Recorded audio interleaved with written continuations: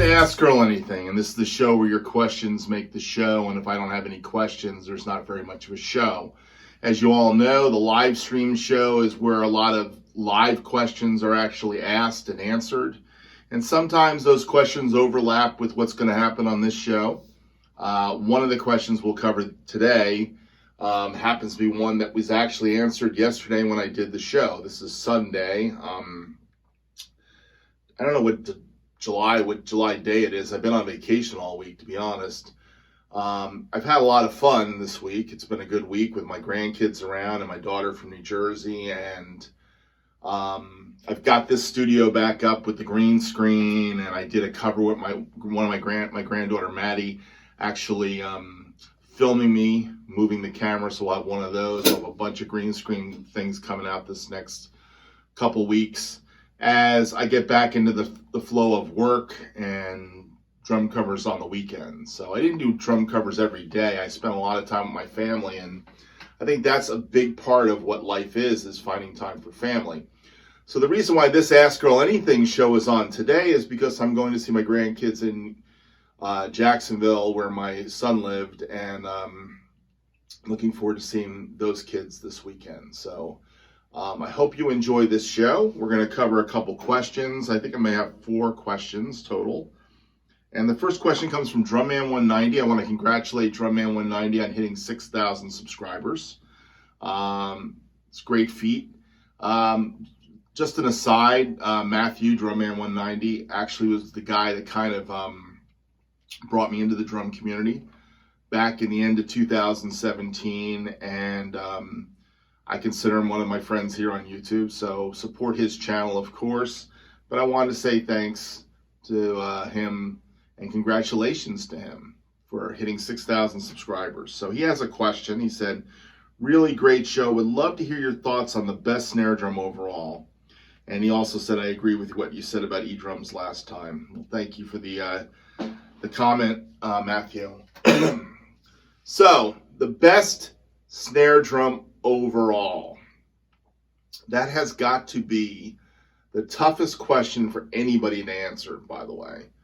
I think the best way to answer questions like these, excuse me, having a COVID moment, only kidding about that one. Actually, it's probably has more to do with food I just ate. The best way to approach this question is to tell you my personal preference. This is my preference of what I think is a great snare drum. And I have a few great snare drums. I have this 5x14 Black Beauty that I talk about a lot. I have my Noble Cooley 5x14. I do think the Ludwig Black Beauties are some of the best snare drums ever. And they still make great snare drums. So the Black Beauty is at the top of my list of great snare drums, and I'm still looking for that 6.5x14. I guess the only snare drum that I haven't had that I think is a really, really good snare drum is some of the Bennett snare drums. Bennett makes a titanium drum that I always wanted to play one of those. And Bennett makes some great other snare drums, and I love their throw-offs. So the Bennett snare drums with the Bennett throw-offs are probably what I would model all my drums after, and I have. All of my drums that I love that were created for me by DMR Custom Drums have Bennett throw-offs on them. So I find the Bennett throw-off has a smooth throw-off, and by the way, I just changed my Ludwig Black Beauty 5x14 to a Bennett throw-off, and that's because the Millennial throw-off on the Black Beauty went to garbage. Some screws came missing and I couldn't fix it. So I bought this throw-off, which is designed to go over this hump on the Ludwig Superphonics and Black Beauty drums, and it's beautiful. And it's a better strainer than the P85. So I've customized this. Now it doesn't have the butt end of it, but and I'm not going to put the butt end on. But I just love Bennett drums. So I would say getting a Bennett would be one of those drums that would be one of my favorites to have. Of course, the Bell Brass Tama, the old Bell Brass Tama is one of those drums I would love to have. and a 7x14 Noble Cooley, which would really be a nice addition to my collection. Probably a maple, but I think I'd like to try the tulip wood or one of the other strange woods they got. And the only other drums that I never had in my collection is a stave drum. And I wouldn't mind finding a really expensive Brady stave drum, 6.5x14. I think 6.5x14 is probably the best low and high pitched drum you can get. 5x14 is going to give you that really solid mid-range high pitched drum sound. But the 6.5x14 can be tuned down, it can be tuned up. So I favor 6.5x14 size. But I've never had a stave drum. So I would say that would be a cool drum to have too. But truthfully, I don't think there is one best snare drum. Just like there's not one best drum company. You can't go bad with any of the drum companies that are out there today. Or cymbal companies. I mean, Meinl makes great cymbals. I don't play any Meinl cymbals, but they make great cymbals. Zildjian has always made great cymbals. Paiste makes great cymbals. They all do different things. And I think when you pick equipment, what you want to pick is something that fits what you are going to do and what makes your sound. So this is becoming kind of my sound. Part of my sound is Paiste cymbals, this Ludwig snare drum. A lot of guys love this snare drum, and it never goes wrong in a video. And it never goes wrong on a session, it seems like. And same with my DMR cast aluminum. I love the drum. And I think that's a great addition to anybody's collection. So, all right, let's go to the next question. And I didn't pre-screen these questions, so I'm looking at these questions and I'm getting things and realizing this. My next question is from Bill Morehouse, and I had a discussion with Bill from the last show. And I think the question he asked was, why does the 10-inch tom go out of tune more frequently than other toms? Is it about the number of lugs or because I hit it more frequently? Okay. Bill, I think it's a couple things. I think the 10-inch tom, my 5-lug 10-inch Gretsch tom, doesn't go out of tune as much as this 10-inch 6-lug drum. So I think there may have something to do with being too many lugs on such a small space. That being said, I do think another part of it is what you were talking about, if it's your main drum you hit. So if it's the main drum you hit, you're going to be getting this closer to going out of tune much sooner than the last drum you hit, which you only hit rarely when you come all the way around the kit. So I find that that's true to some extent. But I've had issues with this drum, the 6-lug drums. So, but the 5-lug Gretches go out of tune too, and every drum goes out of tune if you don't keep tweaking them and keep thinking about getting them in the right place. So, but I have had less problems with the die-cast rims and less problems with tuning with the die-cast rims and the 5-lug configuration on the 10 and the 12. The 13's got 6 lugs on my die-cast rimmed Gretsch kit. So I do think die-cast rims, again, and these are the cheap die-cast rims. You're not getting the high-quality 2.3 mils on this drum. This is like the 1.6 mil or 1.7 mil original triple flange rims that Pearl put on these toms. So I don't expect much out of these. I have to constantly tune them. As a matter of fact, this drum is a little bit deader now. Usually I can find the lug that's a little loose. And sometimes it's just a hand tightening thing to get it back to where it was. So something to think about. But yeah, I think the front tom, your main tom, is part of the equation too. So, matter of fact, I said, good question. How many lugs you got on your 10-inch tom? Minus 5. Okay. He gave me the answer to that question. So thanks, Bill. Appreciate that. And thanks for the question. Let's see what the next question is. Okay. Lori Jones has a question. And he said he loved the Bob Seger stuff. I missed the last hang. Okay. On a band rehearsal last week in our studio room, we had some issues with sympathetic snare buzz from the toms and the bass guitar. Best solution to deal with it. And then he has a question about bass drum beater position from the head and best spring tension. All right, I can try to take a stab at all those. Sympathetic snare buzz.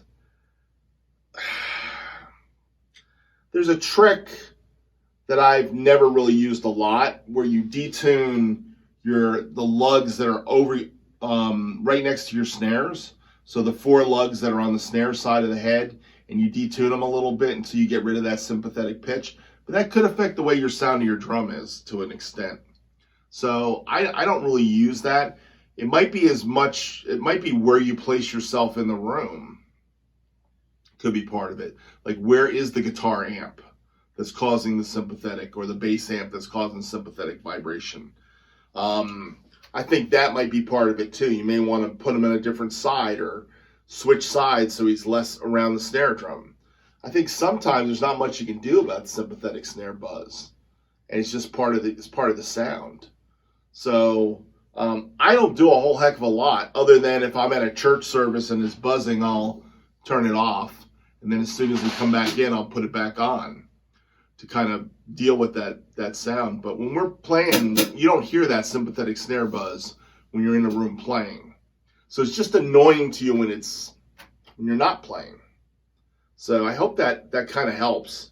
Now the next question was bass drum beater angle. Gosh, I need mine back. Mine's back from the head a good distance. I would say mine's back from the head. This is 16-inch. Probably my beater comes back about 7.5, 8 inches. So that's where mine sits. My spring tension's about a medium tension. So it's not too tight, but it's not too loose. And it's back a ways. And I set that beater back a little bit. You know, I need that beater back to throw. So that's one of those things I need. I don't want it close. Too close is I'm not going to be able to get the sound I want out of it. And it's going to hamper how I can do certain things. So I need a little bit of throw. And I need a little bit of tension. It's got to be more than a light tension. It's got to be about a medium. But I don't really touch the springs all that much when I get a pedal. And usually when I play in churches and places I go, I rarely adjust the pedal tension. I just kind of deal with whatever I get. But then again, I'm not playing intricate double bass patterns and very fast riffs. I can usually pull out just about anything out of anybody's pedal. The last time I went to a church where I couldn't play the pedal, it was my good friend Marco DeCiccio. And Marco let me play on his Yamaha recording custom kit he had set up at the church. And he had this pedal, and it was so loose. I just touched it. I was like, I cannot deal with this. And luckily, I brought a pedal. Because for me, I put my pedal up and I didn't have to touch his pedal. Because I would have hated to go in there and just start messing with his pedal. That would have really been annoying. I think it would have annoyed him too, just knowing Marco. So I didn't do that. But yeah, that's pretty much how I would deal with it. It's pedal tension. Back, I need a good throw, and I need to have about a medium tension on the pedal spring. So very cool. Thank you so much. My next question comes from Windsurf03, his name is Brooke, and he asked this question and got on the live stream show. And he was asking how I do a count in. So, well, actually, this one may not. No, it is. This is it. Great tune. How do you cue songs so that you can come in on time, Brooke? And this conversation led to a discussion about extract stems or Moises, which is this other program that a lot of you guys are using. Apparently Moises creates click tracks, and extract stems doesn't create click tracks. So with that in mind, some of the guys feel like they need to create the click track. I don't feel that way. I happen to have a way to build a click track in Logic that works fine for me, and extract stems works fine for me. But the key for me is in my DAW, my DAW, my digital audio workstation, I set up a click for the track.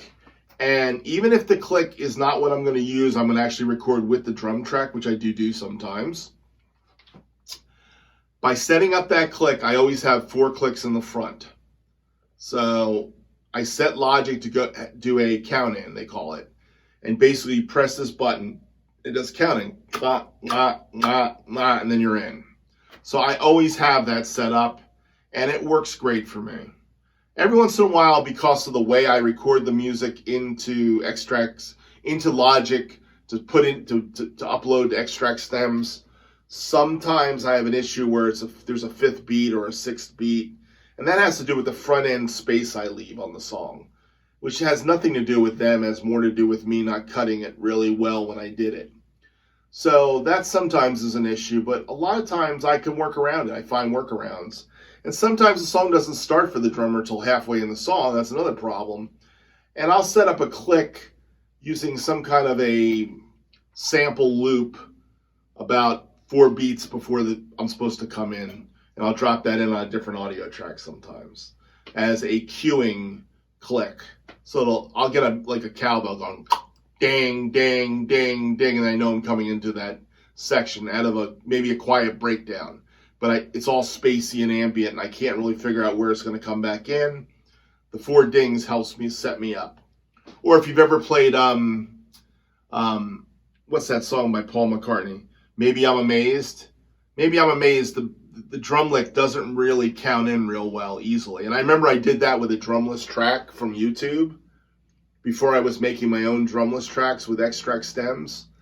And I actually physically went in and dropped in a loop and I physically created a click so I could actually figure it out. Sometimes I do that. Sometimes I'll actually click it off on an audio track with my sticks over a microphone and make a click. But I haven't had to do that in a long time now that I've got this thing down with extract stems. So that rarely happens. But I hope that helps, Brooke. And I know we had a long discussion about that on the show. And you asked the same question. That's why I thought it wasn't the question. It was the same question. Every time I go away, you ask that same question, I explained it. So I think I've thoroughly covered this now. So this Ask Earl Anything is going to be pretty short this week. We talked about favorite snare drum. We talked about hoops. I'm going to check one more place to make sure I don't have any other questions, because I just did this show not that long ago, so there may not be any other questions. No, doesn't look like there's any other questions.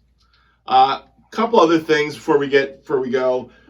Saturday, 9 o'clock is my normal show time for the live stream, and it'll either be that or Ask Earl Anything. I'm trying to keep this schedule. This is the most consistent I've been in a long time. My drum videos do not come out consistently. You don't know when they're going to come out. There's rarely a premiere, I'll put it that way. There's rarely a premiere of a video. And I put things out when I want to. But with that said, I'm going to tell you one other thing I want to say. The live stream's been great, and thank you all that watched the live stream. But I wanted to say something a little bit about YouTube, Warner Music Group, Universal Music Group, and artists, and the crazy stuff artists do. And I just discovered something today when I put out a video. For those of you who are watching this and remember the Wolfpack video I put out. The Wolfpack video I put out was a song called Back Pocket. My grandson Asher asked me to, well, actually, he said, this is my favorite song. I figured I would surprise him, and I did. Not an easy song, funky little beat, and it was probably gridded and locked in and whatever they do. They're great, Wolfpack, don't get me wrong, and I'm sure they play it on stage and stuff, and extremely funky tune. But it was 6 minutes, and it basically was the same song in 3 minutes. They just doubled it. And I didn't realize it until I played it a few times. I said, this is the same song. And then there's a video of, it's a really great video. I love the video. These 2 kids dancing in a playground. It's in New Jersey. It's in a part of New Jersey I used to work. So I used to drive through that town all the time. And it looked like a Jersey town. And I just loved the video, and I thought it was so cute. The kids dancing in the merry-go-round and in the park, and it was great. So I used the video with this green screen, and I'm back into playing with green screen again a little bit. And anyhow, put the video together, posted it on YouTube, and then YouTube got it and they blocked it. Flat out blocked it everywhere. So what I'm starting to do is I'm actually starting to go in and look at, well, why is this blocked? And many times they'll say it's blocked because of this audio between here and here. I had another video called On and On by, no, not On and On. This one's called On My Own by Patti LaBelle with Michael McDonald singing. I just did a cover of that. Locked it up, played it. Just a pocket song. Really, there's nothing in that song. You guys are going to watch for more than 2 minutes and go, oh yeah, it's another one of those. Check it off the list. I just found out that they blocked it everywhere. And the reason was they just wanted to block it. And I had some little tag ending stuff, so it was a little bit long. You know how I like to leave little solos at the end? So I just had YouTube chop out the offensive place so I can put the video out. So you're going to see a video that's pretty short put out at some point. It's going to be Patti LaBelle, and you're just going to hear what they let me put on there. Because I'm starting to think this is crazy right now, what they're doing to us. And that was what I did with Wolfpack. With Wolfpack, I said, you're not going to let me put this video up because of 9 seconds of audio. Well, what's the 9 seconds of audio? The 9 seconds of audio happens to be this loop that is used on a hit song by a guy named Chris Brown. I don't know who Chris Brown is. I don't know what his song is. I did hear it, and I did hear the little loop, and I realized they stole it from Wolfpack. He stole it from Wolfpack, so they're making money off it, Wolfpack. They don't care. Wolfpack doesn't care if I play it. As far as Wolfpack's concerned, play our music, we're going to make money on it. Wolfpack gets it. I play your song, you make money. I make nothing. This is what the world of drum covers is. So Wolfpack gets it, but it gets blocked because Chris Brown and his crappy song, and the 9 seconds he used, he blocked it. So when I looked on YouTube, I said, why am I being blocked? It's 9 seconds here and 9 seconds at the second time it comes around. It's like, this is garbage. It's this little verse section. So I said, YouTube said, well, you can cut out the offending section. So I went and cut it. And they cut it. And you know what? You get the majority of the tune. A lot of you guys all recognize it. Maybe some of you maybe didn't even realize I actually cut it. I don't know. I let YouTube do the work for me. The video worked. Everything's fine. They cut the video in the perfect places. And I played the song. But boy, did that tick me off. It ticked me off enough to put it on Instagram. And it didn't get blocked on Instagram. I put the offending clip on Instagram just for the heck of it. Just for fun. And it didn't get blocked. It got blocked when I put it in Reels. Then it got blocked. And then I submitted a dispute and then it got released again. I'm finding this WMG, UMG, Sony Music Group, all these publishing companies are out of their minds right now. What are they doing? They're missing pennies? Chasing drum cover guys? We make no money on anything. It's ridiculous. Now, I'm not Rick Beato. And I don't know why you do it to Rick Beato, who's got 2 million subscribers, and you can make the money on it. You're out of your minds. I have don't even have 5,000 subscribers, and you guys are making a big freaking deal out of it. So, anyhow, if you start seeing some of my videos, they come out with, 10 seconds of audio, and it says Patti LaBelle on my own, I'm going to laugh my rear end off when I post that video, because that video is stupid, but it's me making a point going, YouTube, you're stupid. It's not YouTube, it's the publishing companies, really. YouTube just is part of the big machine, and they all want something from it, but I don't know what it is they want. By the way, I got blocked for another song. It's a song called Fox on the Run. This is what I started. This started at the beginning of my vacation. Fox on the Run by the band Sweet. Now, they didn't block my video. It's got some restrictions on it, but it didn't block it. What blocked it was I wanted to get creative with the green screen. So I put this song on called What Would the Fox Say? I don't know if any of you guys have seen that song, but my grandson used to get so scared of that stupid video. What would the fox say? Dum, dum, dum, dum, dum. I mean, he'd probably get blocked for singing it, probably, Anyhow, I put that as the background video or the side video in this Sweet song I did. And YouTube didn't like that. And that was the offending thing, was that video. There's no audio from that song. It was all the Sweet song. When I took the video out and just put the Sweet song in, I could release it. So I did not want to throw away a drum cover. I did a version without the video in it, and it's not there. But if you want to see that video of What Would the Fox Say, it's on Instagram too. It got through Instagram. Now, I got other Instagram stuff I can't get on. Every Eagles tune, every Bread song I've played, I get them unblocked, and then they get blocked again, and unblocked, and then blocked again, and unblocked, and then blocked again a week later. It's ridiculous what's going on here. But all that to say is, if you start seeing me post some weird stuff with chops and cuts, you're going to know why. It's because I don't care anymore. I'm going to make a point to these people. This is ridiculous land. Now, the other thing I'm thinking about, and this is all in the back end of this video, it's not at the front end, so if you watch the questions, you miss the back end stuff. But another thing I'm thinking about starting is something I'm going to call drum lessons for my grandkids. And the reason for that is I feel like I need to put up more content that's monetizable by me, but even more important than that, something that's going to leave something for my grandkids to watch and learn. And I got some budding drummers coming up. So you're going to start seeing me doing some lessons.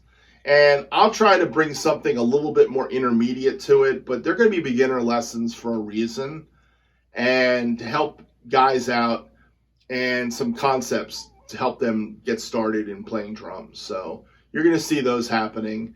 And they're not going to be super basic beginner, but they're going to be concepts to help you lock in and play drums better and groove and work out some patterns that are tough. I think that needs more of it. I probably need to do some of it. So that's my next plan. So that's the plans for my channel. And that's my YouTube rant for this week.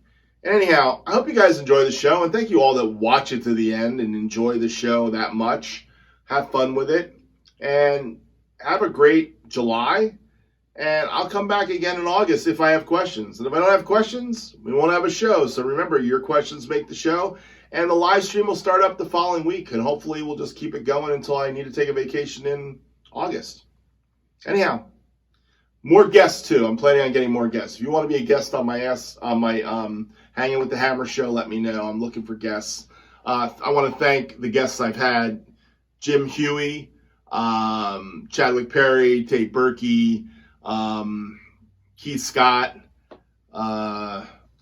Eric at the Drum Attic, Kelly Cusimano. I mean, I've had some great guests that have been on the show. Mike Fasano's been on early on. Hoping to get more of those kind of guests to come back on the show again too. So anyhow, live stream, Ask Earl Anything, my channel. Thank you for being subscribers. Thank you for watching my videos and listening to me rant about this stuff. I really am shocked how many people watch. So thank you from the bottom of my heart. Everybody have a great July, and I'll see you again in August on Ask Earl Anything. Have a great day. Bye.